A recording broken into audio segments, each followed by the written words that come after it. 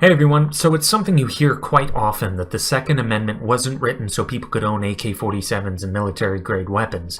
Gun control advocates claim that the Second Amendment was written so people could own muskets, not miniguns. So for starters, muskets and cannons were military-grade weapons at the time the Second Amendment was written, and citizens in fact did own muskets and cannons. So in essence, they owned military-grade weapons. Now, not many people owned cannons at the time as they were very expensive, but that's besides the point. So this idea that the average person wasn't allowed to own a certain weapon if it was too effective in combat is simply not true. In fact, the entire point of the Second Amendment was so that citizens have a fighting chance in defending themselves from a government that has gone tyrannical. But here's another point I don't hear brought up much. The Constitution was written in a way that makes it apparent that the authors took the changing of the times into consideration. They understood that culture, norms, capabilities, and technology will change, and therefore the Constitution can be amended. It's a, quote, living, breathing document, as they say. So do you think the founders were unaware that weaponry and firearms were going to advance? Do you not think that if this was a concern of theirs, they would have written in exceptions to the ownership of firearms? It's odd because many of the things written by the authors of the Constitution make it apparent that they didn't know exactly what the future held, so they laid out basic timeless principles, such as the freedom of speech, press, religion, privacy, and even defense. So why does this not apply to gun ownership all of a sudden? I have a sneaking suspicion that the founders were ironically aware that they didn't know what the weapons of the future were going to be, but if the government was going to have them, the citizens need the means to combat against that if need be.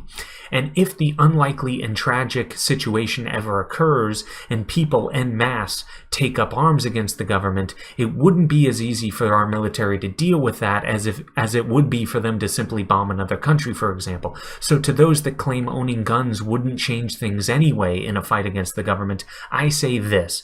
First off, a huge chunk of the armed forces would defect if they began receiving orders to kill innocent people for not relinquishing their guns. After all, most members of the military are advocates for gun rights.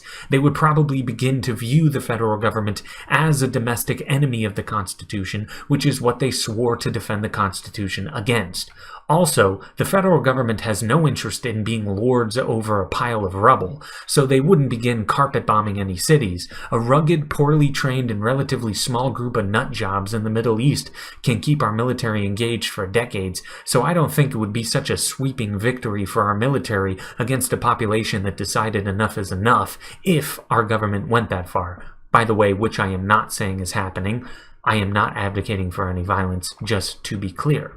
Another odd point is that many gun control advocates also criticize Trump for being a fascist. So why do they argue for the organization he heads up, the federal government, to be the only organization who has access to all types of weapons?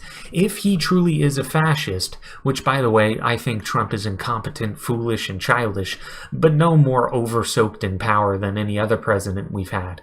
But if he is fascistic, why would these people want the federal government taking all the guns? Wouldn't this be taking away the only last line of defense they would have if Trump truly was as Hitler-esque as they make him out to be? They'd be shooting themselves in the foot if they ever got their way. This seems to be a symptom of people placing far too much trust in the government. They simply think that if the government passes a law, all will be well, and no negative unintended consequences could result. I understand that many of their arguments are based on emotion, and that's okay. That means they're human beings, but in my opinion, one needs to sober up from emotion and think logically on these matters. It does nobody any good, and it does no one any favors by taking away the rights of people to defend themselves from criminals and government just on a whim. Thanks, and that's all.